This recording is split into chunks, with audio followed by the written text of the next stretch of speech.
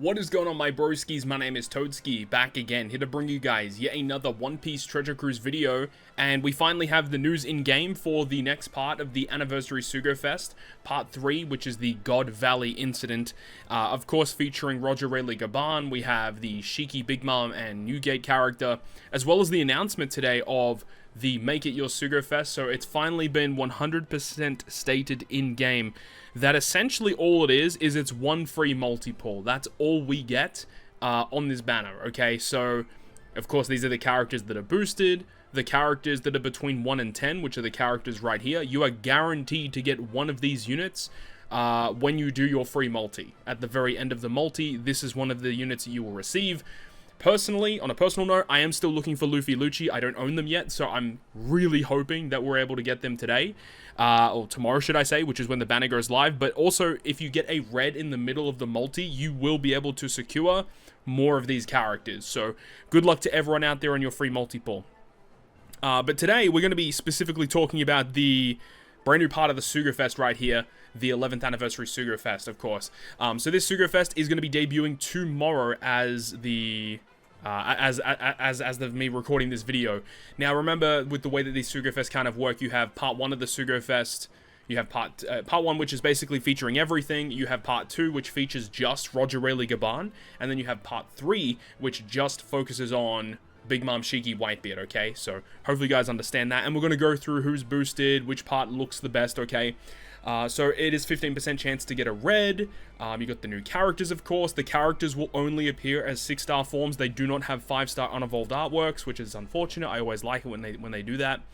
And then, as it says here, Roger Rayleigh Gaban are featured on Part 1, Part 2. Newgate Shiki Linlin, Part 1, Part 3. And then Miss Buckingham Stussy and Kaido are also here. These are the characters that are boosted for the upcoming treasure map. In this Sugo-Fest, Part 1 includes all Super Sugo-Fest characters until May 11th PST. Basically what it means is it will not feature characters such as Luffy Zoro Sanji, Kizaru, St. J. Garcia Saturn. Those characters are not pullable on the third part of this major Sugo-Fest.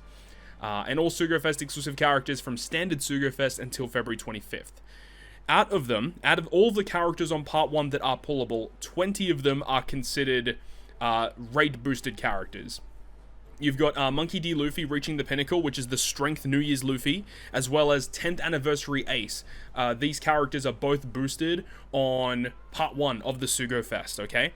For Part 2 and Part 3 of the Sugo-Fest, the characters are more restrictive, so even though Part 1 has, like, essentially most of the legends that are pullable, and 20 of them are boosted chance, on Part 2 and Part 3, you can only pull from the pool of 30 characters that are given. So that's the give and take, right? Part 1, a lot of different characters available. The rates are slightly worse to get, like, the new specific characters, but if you just want to target in on one of them, like, let's say, hypothetically, you just want Rayleigh Roger Gaban, then you can just go in on Part 2 if you want to do something like that, okay? Again, we'll talk more about it as we go along. More blah blah blah, gem packs, the new characters, of course. You got Part 1, which starts tomorrow. Part 2 is the day after that. Part 3 is the day after that. And then in terms of the step-ups, okay? So Part 1 has slightly different step-ups to 2 and 3. 2 and 3 are essentially the same. But in terms of the Part 1 related step-ups, you have a lot of these steps here that are just guaranteed rate boosted character, which does feel kind of bad. However, if you do get a red on one of these steps that you see right here, it means that you're guaranteed to get, like, one of those really restricted pool of reds, which is cool. Now, moving on Part 1, you got all of these different step-ups, which is just a guaranteed legend. Nothing really too crazy there. Multi 6, 8, 15, and 25 is a rate-boosted legend, so a pretty restricted pool there. The 10th multi-pool, all wanted posters are legends. This is, like, always the big draw that people like on Part 1 of these Sugo-Fest, because statistically speaking, like, Part 1 is a pretty terrible, like, chance to get the new units. Well, just comparatively to their other parts, of course, but this is always a really nice draw. Having a full multi of reds always feels good. The 18th is a Super Sugo-Fest exclusive only character. The 20th pull, all wanted posters, is a 50% chance to occur as a legend. And then if you go all the way to the 30th pull, you get a limited pull Super Sugo-Fest only character. So I'm actually interested to see who they decided to put here. So let's just skip all the steps for Part 2 and Part 3 and have a look at Part 1, okay? So remember, Part 1, all Super Sugo-Fests are available. but these are the ones that have a higher chance to be pulled on part 1. So you've got the 2 new units, Rocks Pirates, Roger Rayleigh Gaban, and then the 2 featured Super Sugos for this one are the Strength Luffy and Dex Ace. Now, Strength Luffy, I think this character is kind of overhyped. He just doesn't see much play. Still pretty good unit overall. Still pretty good in Rumble, but there's just better units that you could be using. But then you've obviously got Ace, and Ace is one of the best legends in the game, so the fact that he is featured on this banner is quite good. One thing that I think is kind of a missed opportunity is I do feel like what they should be doing on part 1 is feature other legends that actually work with the new legends that are debuting. I mean, like, Luffy technically does work with the Rocks Pirates because the character is a strength unit, and technically Roger Rayleigh Gaban can transform Luffy into a slasher with the way that they're kind of built.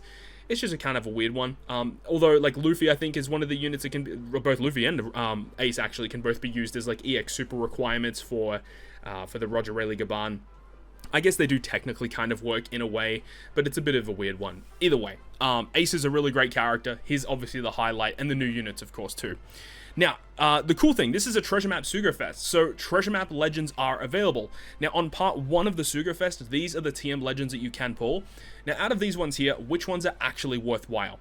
I'd say if we start from the bottom and move up, Sanji, don't worry about him. Carrot and Wanda sees consistent play. Almost every single treasure map, I am using this character on my team, usually in some capacity. This character is phenomenal. Izo and Okiku, pretty okay special ability, very good in a lot of TMs. Remember, TM legends are boosted on every single treasure map, which is a pretty big deal. But the big thing about this character is the support, attaching to a lot of good units, including Whitebeard, by the way. And the support just gives you the ability to remove 2 turns of paralysis whenever you're inflicted with it. So it's a very powerful support, which does see quite a lot of play. So Izo and Okiku are good for that. Jinbei, you can forget about him. Bonnie, not really. I don't personally own Legend Stussy. I want to have this character. This character on paper seems absolutely cracked. Doesn't see much play, though. I don't see too many people go out of their way to build teams with this unit. But on paper, this character seems very good. So I'd like to own this character. The character's pretty cool overall. Now, these are the normal legends that are rate boosted. Remember, all other legends are actually still pullable, but out of the pool of normal legends, these are the ones that are higher chance to be pulled. Now, out of these ones, there aren't that many crazy ones. I guess if you are a new player during the celebration, you may not actually have had the chance to get version 1 Rayleigh, right? That Rayleigh is a very powerful unit, great support, and even like a good special that is used in a ton of circumstances. So shout out to Rayleigh for being one of the best aged characters in the game's history. Katakuri, Big Mom, whatever. Queen's a pretty good unit. Bonnie, she's okay. Kid Killer's pretty underrated. That Nami, by the way, super good in Pirate Rumble for a striker-focused team. The Momonosuke unit is pretty mediocre, and then the Galaxy Impact, Garp, and Kuzan are pretty forgettable. So not too many great ones there. And then, of course, every other Super Sugo-Fest exclusive is featured. Now, on part 1, you have the Limited Pool Super Sugo. Now, that one, the Limited Pool Super Sugo, I believe... Yeah, that's the 30th pull. Interesting. Okay. So the 30th pull, you're guaranteed to get one of these 7 units. So you've got the 2 new units, obviously, but then you've also got Sabo, Shanks Kid, Luffy, Kaido, 10th Ace, 10th Shanks, should I say, and then the dual Yamato. Knowing my luck from part 2 of the celebration, I'm probably going to pull a Yamato if I end up going to 30 on part 1, which I'm definitely not going to do, but, you know, that's kind of crazy. To be honest, I think that what they should have done is made one of the 2 new units guaranteed on the 30th pull. That would have been far superior. So I don't think going all the way to 30 on part 1 is a valid strategy. I just don't think it's very good. One thing that I noticed straight away, by the way, when I was looking at this stuff initially before I started recording, there are no anniversary exclusive characters featured on this part of the Sugo-Fest, which I think is a massive L. I mean, yeah, I get it's a treasure map Sugo, so they're featuring the TM legends instead, but not having the Annie exclusives on there is a pretty big L. So if you're looking for anniversary exclusives, you're not going to be able to pull them in this Sugo-Fest. So yeah, big L from Bandai for that one. Yeah, not a big fan of that one at all. But in terms of, like, the characters that are boosted here, like, it's nothing too crazy, to be honest. Like, it's not overly wowing me. Of course, the 2 new units, like, they are what they are. And then the Ace is good. The TM Legend selection is okay. Like, it's just an okay part of the Sugo-Fest. And you remember, if you specifically want to get just Rocks or just Roger, I would probably wait for their own specific part. So I guess let's take this opportunity now to have a look at part 2 and part 3. So when you move on to part 2 and part 3, you can see at the top there, all of those are rate boosted or legend steps. You have the guaranteed legend steps, you have the limited pool legend steps there, and then if you go to the 10th pool, it's a super limited pool step, and then the 15th multi is 50% chance for all of those characters to be, well, each poster is a 50% chance to be a red. And then if you go all the way to the 30th pool, on part 2, you're guaranteed to get Roger Rayleigh Gaban, and the 30th pull on part 3, you're guaranteed to get Newgate, Shiki, and Big Mom. So let's have a look and see what's actually boosted. Remember, part 2 of the Sugo-Fest is focusing on this guy right here. Part 2 is Roger Rayleigh Gaban. Now, in terms of the characters that are boosted here, you've got Whitebeard and Ace, which is pretty cool. Character doesn't really get featured that often. But then you got Law and Blackbeard, which is a pretty okay unit. And I mean, specifically, Law might be an interesting unit. I really wish that this character actually was boosted with the Rocks Pirates, because I do feel like that Law is going to be like the Rocks Pirates' best friend. So it's kind of crazy that they're actually on this part instead. Luffy versus Kaido, one of the best legends in the game. 10th Anniversary Shanks, one of the best legends in the game. Zoro and Sanji, the best legend in the game. And then you've got Kid and Law. Luffy Yamato, very forgettable. The Psy Luffy from Film Red, extremely forgettable. One of the worst Super Sugo-Fest exclusives that's ever released. And then you've got the Strength Kaido, which also probably should have been boosted on the Rocks Pirates part of the Sugo-Fest. They're definitely boosting the wrong characters, I think. But hey, I mean, in terms of the legends that are available here, I mean, obviously home run if you end up getting Roger Rayleigh Gaban, Luffy Kaido, 10th Shanks, and then Zoro Sanji, all of the massive highlights. And I'd say the next rung down from that, you know, getting characters like Law and Blackbeard are really good. And then I'd say maybe even Law and Kid, pretty solid still. Whitebeard and Ace, we talked about them during the video last night, talking about the Make It Your Own Sugo-Fest. I just think this character is not that great right now. Maybe in the future they will become good, but they released it at a very awkward time, so I'm not a big fan of that. But then you got characters like the Psy Luffy and the Kaido. I do feel like they're extremely outdated now and probably not worth your time, so interesting that they've boosted those units. In terms of the TM legends here, let's start from the bottom. So Koala has some very niche usage, pretty okay. Bon Clay's very good in almost every treasure map. Being able to transform his type and class to whatever you need is really, really cool. Hina's a solid unit. Green Bull is very bad, very, very bad unit. Then you got Atlas. Now, Atlas is pretty good in normal content and also a very, very powerful unit in Pirate Rumble. So if you're trying to build like a cerebral-focused team in Rumble, you probably want to have this character. I do think that out of the memories of Straw Hat characters, even though a lot of them are really, really bad, I actually kind of like Frankie's design. I think he's a solid unit, and if you're looking to build a shooter team, like in Pirate Rumble, for example, he's a pretty good unit for that. What else you got here? Now, Lucci and Kaku, I don't own this unit personally, and on paper, this character seems absolutely cracked, but I don't really see too many people go out of their way to use them. So I do think that this character is like in a bit of a weird spot where I think that the character is okay, but I just, if you end up pulling this unit, I just don't think you're going to use them that often. And then the final character here is Mole and Karasu. Now, this character came out in January of this year, and since that point, this character hasn't had many opportunities to actually be featured on banners. And the thing is, I actually don't even remember what this character actually does. So he does special reverse resistance as the captain, the super type ability. You're allowed to use it as a crewmate, which is really big. Gives you a full board of tandem slots, lock slots, resistance down for free spirit and cerebral. You get tap timing bonus damage for 5 turns. That's a really great super special. And then the normal special gives you cooldown reduction, paralysis removal, poison removal, base attack boost, further boosts, or he's got advantageous class effect boost. He buffs that, which is what Sabo does, New Year's Sabo. And if the supported character is Cerebral or Free Spirit, you get a 0.5 buff. So he's kind of like a supporter role unit. Mainly you're going to use him just to deal with the reverse, the paralysis, poison, and the 2000 base attack. While it might not seem that exciting, 2000 base attack is actually a very substantial increase. Definitely, I think this is probably one of the best base attack buffing specials in the game. So it's a very interesting kit. What does the support do? At the start of Battle 3, give the character -2 turns of cooldown and give him a tandem slot. Final tap ability. Pretty mid overall. But yeah, a very interesting character. Hasn't seen a ton of play, but mainly it's just because the New Year's Sabo isn't really good for like high damage content. So I guess if you have New Year's Sabo and you really want to abuse more of him, Mole and Karasu are going to work pretty well for you. In terms of the normal legends that are boosted, nothing really too crazy to write home about here. The Giants, like Dory and Broggy, are pretty cool. Usopp and Lilith, very good in Pirate Rumble. Sai Odin's still pretty good in Pirate Rumble, all things considered. Shanks and Buggy, pretty good utility special. The rest of these characters are just kind of mid, not really worth your time, honestly. And then you got the limited pool Sugo rare, which of course they're gonna feature a bunch of different characters from all the different pools together. And then the super limited pool. Let's have a look here.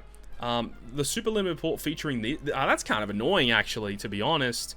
Like, the fact that Luffy and Kaido are pullable, right? But then they put in the super limited pool, they ended up putting like like the Rush Sulong characters, like the Carrot. The fact that this character is on here instead of like another Super Sugo-Fest exclusive, that feels kind of bad. It feels really, really weird. Like, imagine getting a super limited step and then getting a Memories of Straw Hat Frankie when you could have got, you know, like a Super Sugo-Fest character. It just feels kind of bad. So yeah, I don't know. This part of the Sugo-Fest feels a little funky, but at the end of the day, the Super Sugo-Fests that are boosted on this banner are pretty crazy, right? You've obviously got the new unit, which everyone wants. Law vs. Blackbeard is extremely good. Luffy vs. Kaido, extremely good. 10th Annie Shanks, extremely good. Zoro Sanji, extremely good. Like, about half of these Super Sugo-Fests are like top tier level characters that you would want to own on your account. Some decent TM legends are boosted. The normal legends I can give or take, right? So I do think part 2 overall, it does seem pretty solid. It is really up to your discretion in terms of the other units that are surrounding Roger Rayleigh Gaban that you're missing and whether you really want to go in for them. One thing to note though, and I do know that a lot of people are preferring Rocks Pirates over Roger Rayleigh Gaban. I am definitely in that same boat. I think the Rocks are a better unit. But one thing to note, and one thing that I will say, and I would concede that Roger Rayleigh Gaban have over nearly every unit in the game, is that in Pirate Rumble, this unit is cracked. This is going to be probably the next best Rumble legend in the game. The special is insane. The Rumble ability is crazy. Can put on a bunch of different teams. This is going to be like the new menace to deal with in Rumble. And I feel like if you do end up pulling this guy, this is the type of unit that you would want to invest level limit break wanted posters to increase his statistics to make the special worth it. Honestly, this character is cracked, so do keep that in mind. And it's obviously surrounded by very good Super Sugo-Fest exclusives. Let's move on to part 3.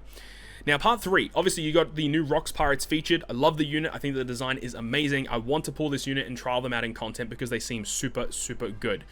However, looking at the other Super Sugo-Fest exclusives that they are surrounded by, it has me a little concerned. You've got New Year's Sabo, which, yes, is a fine unit, but doesn't really see much top-level play.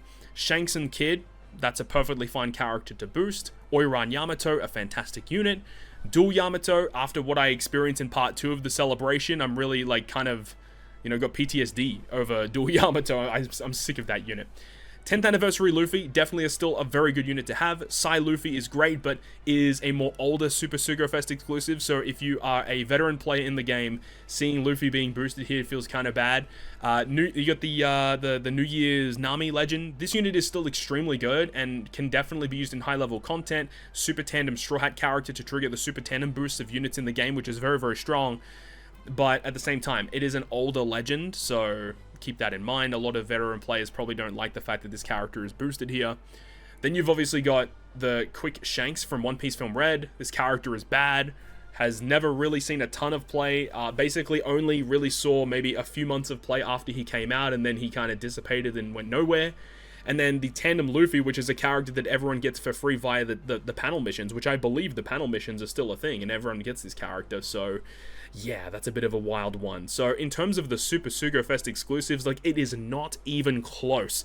It is not close. The Part 2 Super Sugo-Fest exclusives dominate compared to Part 3. It's not even, like, a question. Like, Part 2 is way, way better just in regards to the Super Sugo-Fests. Now, in terms of the TM Legends, a very interesting set of characters here. Crocodile at the bottom there, he actually was a free-to-play unit, I don't know, was it late last year or something like that? He was the unit that got the 6+, so everyone got him for free. Blackbeard is pretty, like, mid, no one really uses him. Carrot and Nami, extremely underrated legend, I do think is, like, legit a very, very good character to own. Great utility. And both Nami and Carrot get access to phenomenal supports. And then, of course, Nami and Karina. You got Nami and Karina boosted. I mean, this part of the Sugo-Fest is just fixed because Nami and Karina are boosted. What I will say, though, is that even though Nami and Karina are, like, absolutely phenomenal, getting dupes of them, while it does help, doesn't really matter that much because The main usefulness of Nami and Karina is just being able to launch their special over and over again, and getting dupes doesn't really help you because they're not a damage dealing unit. Yes, by getting more investments in them, you do get more HP and they do become inherently more tanky, but they don't have like a premium potential ability like a final tap, super tandem, etc. So even though this character is like a top level unit that everyone wants, dupes don't actually help you all that much in the grand scheme of things, so keep that in mind. The quick Luffy is actually still extremely solid, very good unit, but of course, like, we got a ton of Luffys in the game, so it's hard to put him on a team. The Usopp character I'm a big fan of, set target status, absolutely love that ability, and if you have the Kizaru from part 1 of the celebration, this Usopp works very well with him.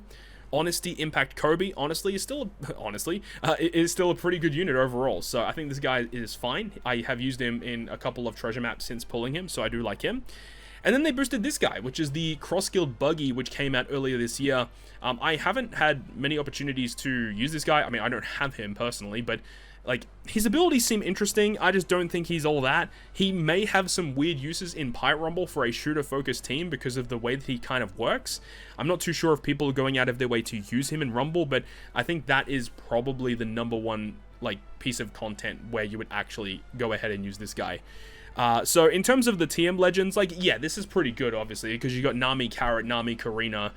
Even like Usopp is solid. Crocodile is still a solid unit, all things considered. You got some good units here for sure. And then in terms of the normal legends, well, I mean, that's kind of crazy. They boosted the Christmas Uta, which is one of the best normal legends in the game. Extremely powerful Pirate Rumble character. Even the quick Jinbei, Memories of Straw Hat Jinbei. I know a lot of people that are building quick focus teams have opted to put Jinbei in their team with like the Luffy versus Kaido character with the Luffy. So that actually works pretty well. Who else is here? Ben Beckman and Lucky Roo is one of my favorites, but definitely outdated. Not too many people use him these days. They boosted a lot of Katakuris, which makes sense because of the Big Mom Pirate shenanigans, but like, these Katakuri characters are all old. Even though I love my boy Mr. Slam Jam, you have to concede at the fact that these characters are not that great in today's day and age. Even the Sweet Commanders are boosted too. A character that doesn't have a 6+ yet, so hopefully we get some more support for them in the future. And then you got Nami and Sanji, which is a solid unit. You have the Sword unit, which I don't think is very good. Okay in Pirate Rumble, but they're not all that.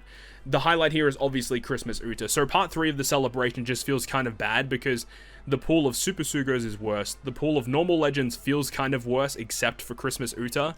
And because of all of that combination, it just feels like part 2 is just way, way better. And then in terms of the generic rare recruits that are boosted, you got some TM rare recruits as well, which is kind of cool, I suppose. But obviously you want to get the new units in Kaido and Stussy. So I think overall, part 2 looks the best. Part 3, obviously, if you want to get Rocks Pirates, part 3 is technically the highest chance to pull them. They will have a better chance to be pulled there. But the step-ups on part 1 are the enticing part. So even myself personally, I don't really know where I want to spend my gems yet. I really don't. I am going to be pulling on this Sugo-Fest for sure, but I haven't really figured out whether I want to pull on part, because I do want to get both of them. So I guess technically it is better for me to pull on part 1, hopefully get lucky, and then pivot to part 2 or part 3 depending on what happens. That's probably what I'll do, but I don't know. I'll have to wait and see. But hopefully this gives you a bit more insight in regards to what I think about each part of the Sugo-Fest, and it really comes down to what you're personally missing on the Sugo-Fest, and, you know, going all in on that kind of part that you want to go for, or ultimately you could just conserve your rainbow gems for the next major celebration. If we are extrapolating forward, the next major celebration that should be occurring would be the One Piece Day celebration. Now, not all the time it ends up being a big event. Sometimes they have a Super Sugo-Fest for One Piece Day. Other times it's like a generic no-name character that essentially does nothing. So we'll have to wait and see. But my assumption is they'll do something for One Piece Day because why not, right? Who knows? But anyways, that's going to wrap it up for me. Thank you so much for watching the video. If you enjoyed it, make sure to go ahead and leave a like. And if you want to stay up to date with all the content I post, including more One Piece Treasure Cruise content, make sure to hit the subscribe button down below. On that, guys, I'll see you guys within the next video.